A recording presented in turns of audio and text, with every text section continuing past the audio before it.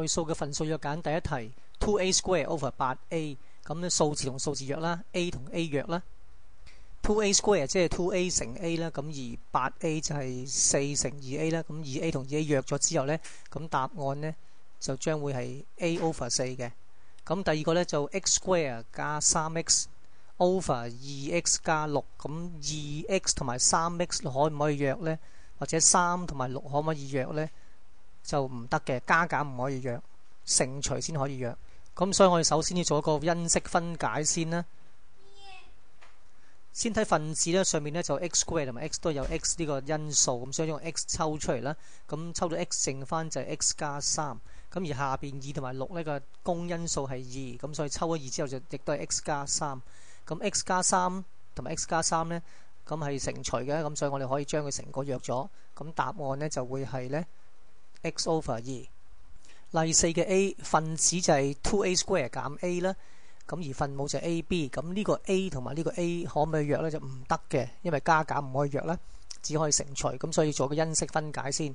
咁首先咧就咧上面都有 A 嘅因數啦，我將個 A 抽出嚟啦，咁所以變成咗咧就係 A 乘 2a 減1。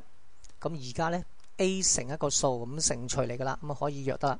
A 同 A 約咗之後咧，咁結果答案咧就係分子 2a 減1 over B。咁呢個括號可以寫可以唔寫噶啦。咁跟住咧就到第二題啦。第二題 x square 減 2x 啦。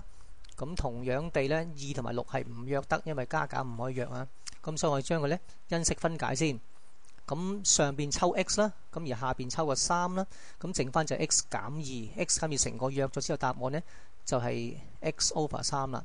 咁而第三題咧 C 咧，咁上邊咧就係分子 6x 減 12y， 咁而分母就 2y 減 x。咁我將呢個因子抽咗先啦，抽個 common factor 先啦。咁上面就抽咗個6出嚟，剩翻就係 x 減2。咁而下邊呢，就因為呢上邊係剩翻 x 減 2y， 咁而下邊呢本來就係 2y 減 x 嘅，咁我哋可以將佢抽個負號出嚟，咁變成咗呢負 x 減 2y。咁成個約咗之後呢，答案就係負6嚟噶啦。咁再睇翻啦， 2y 減 x 係會等於負 x 減 y 嘅，咁點解呢？我只要乘翻入裏面嘅話就好清楚啦。